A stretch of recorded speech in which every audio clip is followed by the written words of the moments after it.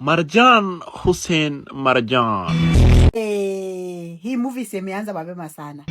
Kumbuka kifo cha Wafula Chebukati, anaishiwa na nguvu. Na tuko na miezi 17 ya kuwatch. Ai! No. Connection to Sayuni this time hamuitaki. Ama hii ni mchezo ya town na hatujui. Ameresign ama amefutwa kazi. Hey, Wakenya najua mko na maswali. Aluta. Ajue hiyo Maria mambo nikai nachemuka. Mimi naomba ni bulanda si ati Kila siku kipindi. Kila kukicha kipindi. Hii leo kidogo hata imechelewa imetolewa majioni. Hai. Mnatuona wapumbavu, si ndio? Tunakaa wapumbavu.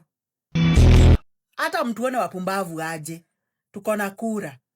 Tupatane. Ni sawa, endeleeni na vipindi.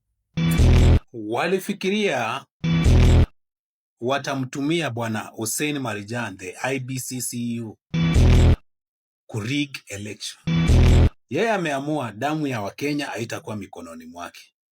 Amesha resign. This evening, hey bwana Kasongo, you have to think twice. This time round, there is no rigging of election.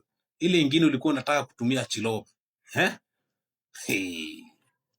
Mambo ni kala. As you are all aware, the IEBC CEO, Marjan Hussein Marjan, resigned in quotes. But from where I sit, I strongly believe that he was told to resign so that he can be given a different job somewhere. Because he played a key role together with the late Wafula Chebukati to make sure that William Ruto became president, even though he did not win.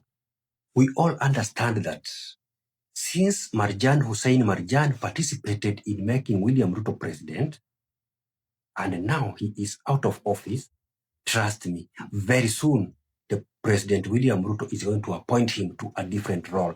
Take it from me. Ikienda sana ni miezi 2 ama 3. In the next 2 or 3 months, you are going to see Marjan Hussein Marjan appointed to a different role because William Ruto knows how to reward those people who are good to him or those people who stood with him. Even Wafula Chebukati's wife was appointed to office.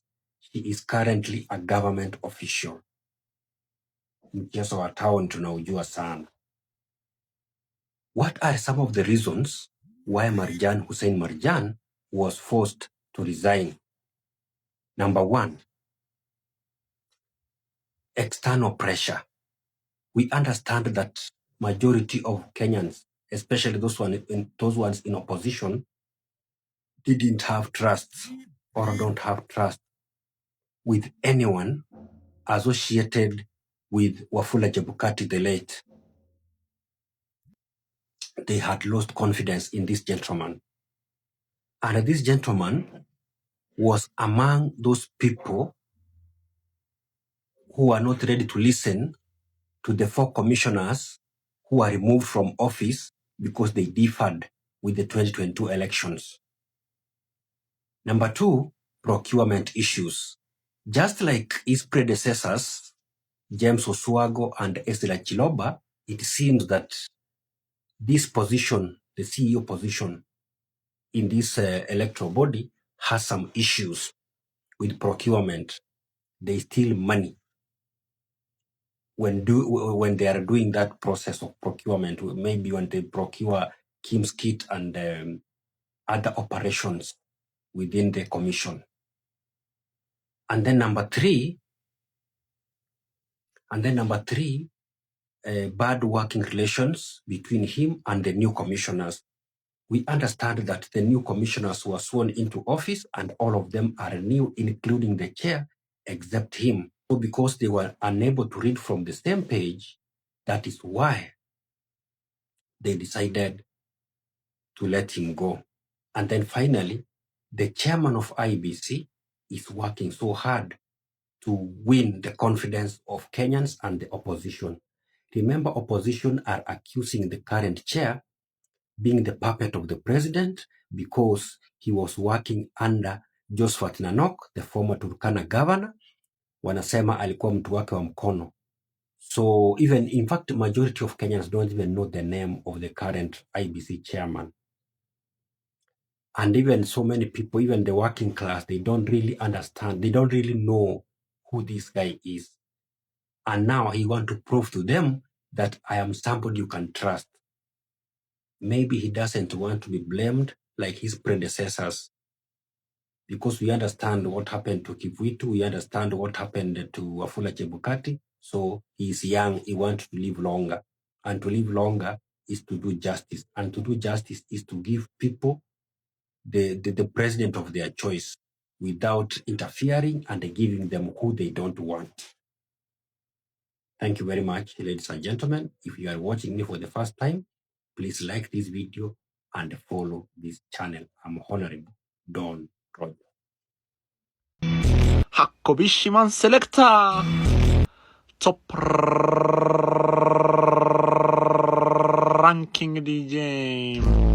Rocking from Marjan, Hussein Marjan. Amejiuzulu.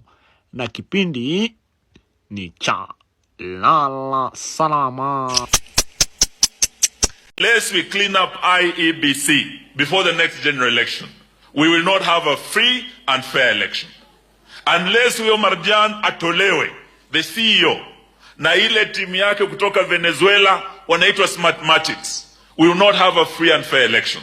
So hayo ndio baadhi ya mambo we want to say. We will not relent until what is right is done. In office, new commissioners came. Fortunately, we were able to learn that while the commissioners were absent, and while Kenya was waiting to fill those positions of the commissioners, Mr. Marjan was intermeddling with the processes of the commission. How do you know this? Well, you know, something like procurement, you can't hide. And he was intermeddling to the extent that he was executing the functions that are exclusively the preserve of the commissioners. And it was a scheme that was being operationalized to assist the regime in rigging the 2027 Which functions elections. are these? Yes. Which functions are these you're talking about? Sorry? Which functions are these that were One of the preserved functions of that the he commission? did was to operationalize the procurements. And most importantly, the procurement of the election technology. So what we did when we learned about this, that he had intermeddled and he had acted outrageously to the functions of the secretariat, I wrote a letter to him. I was instructed by the United Opposition, led by Wiper Patriotic Front, PLP, People's Liberation Party, Jubilee, led by Fred Matiang'i. I was instructed by DAPK, led by Eugene Wamalwa. I was instructed by DAP, led by Justin Muturi, and equally instructed by DCP, led by Rigathi Gachagua. Okay. So on the 12th of September last year, I did write a very comprehensive letter seeking for information under Article 37 and Section 4, 5, and 6 and 8 of the Access to Information Act, seeking to know whether when the new commissioners came in office, they were able to know or they were able to learn that Mr. Marjan had interfered and crossed over to executing functions that were preserved for the commissions. One of the things that I sought to know was whether the commissioners conducted a due diligence to understand to the extent to which Marjan had interfered with the processes of the commission. I cited two cases. One of the cases that I cited was the procurement of Smartmatic International company. The framework agreement had expired. But in the absence of the commissioners, Mr. Marjan went ahead to extend that agreement and that contract. You might want to ask yourself why it is important for us to understand. Number two, the other question I sought was the status of the voters register. And my inquiry was meant to understand how was the commission preparing to deal with the voters register. Yeah. Do you remember during the funeral of a certain captain, I forget his name, Dr. S.K. Macharia raised the question of the integrity of the voters register. In a very comprehensive way, Dr. S.K. Macharia of Royal Media raised that issue.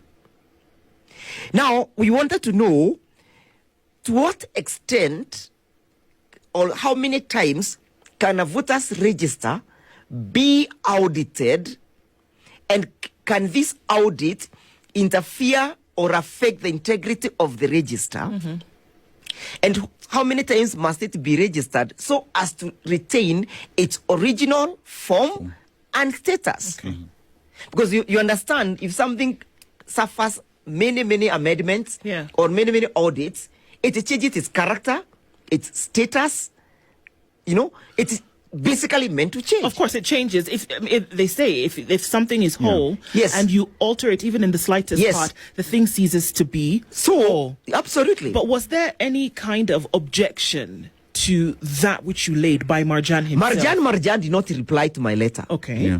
He replied to my letter via his letter dated the 12th of November last year, indicating that the information that I was seeking was confidential. To whom? He could not give us that information because he alleged that the information was confidential. Should that information be confidential that has something to do with the general election? Absolutely. Marjan said it was confidential. So one of the things that he said was confidential was the minutes of the commission that we were seeking to understand whether the commission conducted due diligence. Because when you get into a new house, you don't just walk in. The commissioners were out, the secretariat was functioning. So it was important for the commissioners to address themselves as to the circumstances in which they find themselves, whether there was interference, intermeddling, whether the secretariat acted ultra-vires to the constitution and to the law. But Marjan declined to give that information. And mark you, that letter was never even brought to the attention of the commissioners by Marjan.